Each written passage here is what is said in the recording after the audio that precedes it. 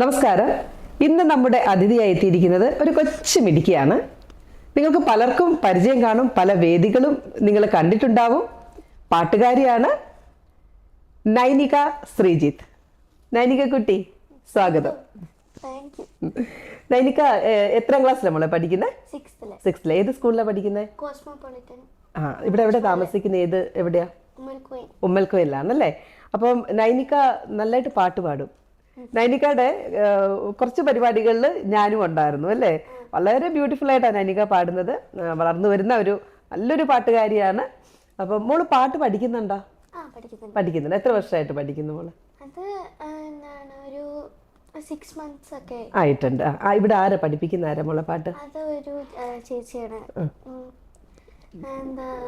അവിടുത്തെ അജ്മാൻ, ദുബായില്. അപ്പൊ മോൻ ഇവിടെ വന്നു പഠിക്കുവാണോ അതോ ടീച്ചർ അങ്ങോട്ട് വരുമോ? ഇടയ്ക്കൊക്കെ ഇവിടെ വന്ന് പഠിപ്പിക്കും.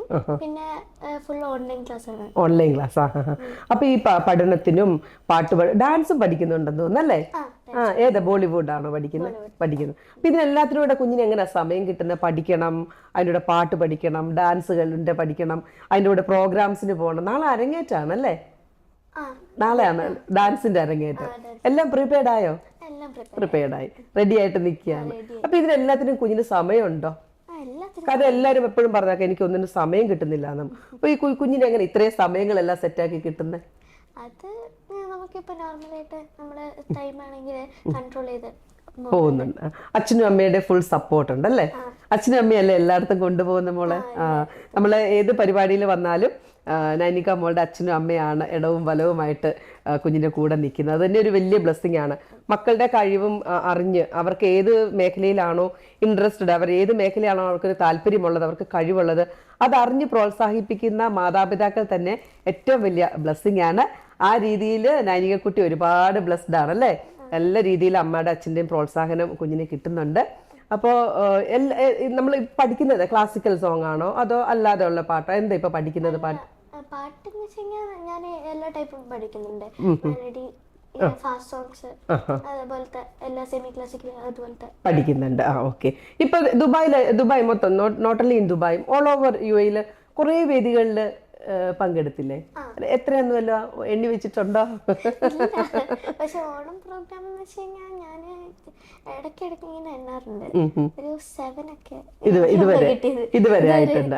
അപ്പം നമുക്കറിയാം പ്രവാസി മലയാളികളുടെ ഓണം എന്ന് പറഞ്ഞാൽ ഓണം തുടങ്ങുന്നിടം തൊട്ട് അടുത്ത ക്രിസ്മസ് വരെ പ്രവാസി മലയാളികൾക്ക് ഓണം തന്നെയാണ്. അപ്പൊ ഇനി ഒരുപാട് വേദികളിൽ നമുക്ക് നൈനികക്കുട്ടിനെ കാണാൻ പറ്റും അല്ലേ? അപ്പം ഓരോ വേദികളും മോള് നല്ല എൻജോയ് ചെയ്തല്ലേ പാടുന്നത്? എങ്ങനെ മോള് ഈ പാട്ടിന്റെ ഇതിലേക്ക് കടന്നു വന്നേ? എങ്ങനെ മോക്ക് എപ്പോഴാ പാടി തുടങ്ങിയത്? ചെറുതിലേ തൊട്ട് പാടിയതാണോ അതോ അമ്മ പറഞ്ഞു പാടിപ്പിക്കുമായിരുന്നോ? ഞാൻ ചെറുതിലേ തൊട്ട് പാടുമായിരുന്നു. ഞാൻ കുഞ്ഞായിരുന്നപ്പോൾ തന്നെ ആണെങ്കിലല്ലേ, എൻ്റെ അമ്മയുടെ മാമിയുടെ മോളാണെങ്കിൽ ഇങ്ങനെ സ്റ്റേജിൽ എന്താ ഡാൻസ് കളിക്കുമ്പോഴും പാട്ട് പാടുമ്പോഴും ഞാനിങ്ങനെ എന്താ വാശി പിടിക്കുമായിരുന്നു, എനിക്ക് പാടണം എന്ന് പറഞ്ഞിട്ട്. അപ്പൊ അങ്ങനെ ചെറുതിലേ തൊട്ട്. അപ്പൊ ആരെ മോളെ ഏറ്റവും കൂടുതൽ സഹായിച്ച? അച്ഛനും അമ്മയും രണ്ടുപേരും ഒരുപോലെ സഹായിച്ചു. അവർക്ക് ഹാപ്പി ആയിരുന്നു മോക്ക് പാടണം എന്ന് പറഞ്ഞപ്പോ? അമ്മയും അച്ഛനായാലും പാടുവോ?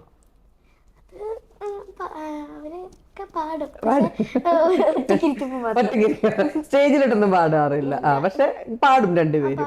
ഓക്കെ. പഠിത്തമൊക്കെ എങ്ങനെ പോകുന്നു മോളെ? ഇതിനിടയ്ക്ക് ഈ പ്രോഗ്രാമിനൊക്കെ പോകുമ്പോഴത്തേക്ക് അത് പഠനത്തെ ബാധിക്കാറുണ്ടോ? ഇല്ല. നന്നായിട്ട് പഠിച്ചോണം കേട്ടോ. നമ്മുടെ ഏറ്റവും ഇമ്പോർട്ടൻ്റ് എന്ന് പറയുന്നത് നമുക്ക് പഠിത്തമാണ്. ബാക്കിയൊക്കെ നമുക്കൊരു സൈഡിലൂടെ നമ്മുടെ ഒരു പാഷനായിട്ട് കൂടെ കൊണ്ട് നടക്കാനായിട്ട് വിടുന്നത്. നമുക്കെന്നൊരു കാര്യം ചെയ്താലോ? നമുക്കൊരു പാട്ട് കേട്ടാലോ? റെഡിയാണോ? നമുക്കൊരു പാട്ട് കേൾക്കാൻ നൈനികക്കുട്ടിയുടെ.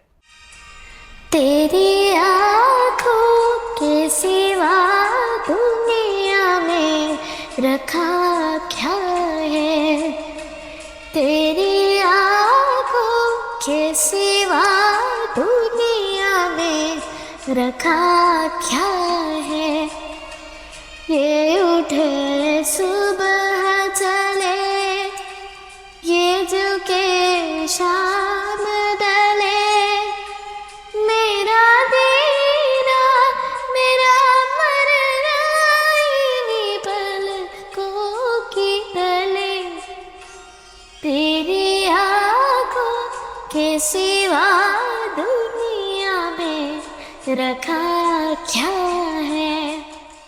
എന്ത് രസമായിട്ടാ പാടിയത്. Thank you. മോള് സ്കൂളിലൊക്കെ പ്രോഗ്രാമിലൊക്കെ പാടാറുണ്ടോ ഇതുപോലെ? ഇതുവരെയായിട്ടില്ല, കാരണം ഞാൻ ഇപ്പൊ ജോയിൻ ചെയ്തതല്ലേ ഉള്ളൂ. പക്ഷെ പഴയ സ്കൂളിൽ ചെയ്യാറുണ്ട്. ഇപ്പൊ സ്കൂള് പുതിയ സ്കൂളിലോട്ട് മാറിയതാണോ? നേരത്തെ ഏത് സ്കൂളിലാണ് പഠിച്ചോണ്ടിരുന്നത്? നേരത്തെ അത് ന്യൂ ഇന്ത്യൻ സ്കൂൾ എന്ന് പറയുന്നത് യുഎക്കും. ഇപ്പം പുതിയ സ്കൂളിലോട്ട് മാറി ഈ വർഷം തൊട്ടാണോ? ഈ വർഷം. അപ്പൊ പരിപാടികളൊക്കെ പങ്കെടുക്കണം കേട്ടോ. അവിടെ നിങ്ങൾക്ക് ഒരുപാട് ആർട്സും ഇതിന്റെ ഒക്കെ പ്രോഗ്രാംസ് വരത്തില്ലേ, അതിലൊക്കെ പങ്കെടുക്കണം കേട്ടോ.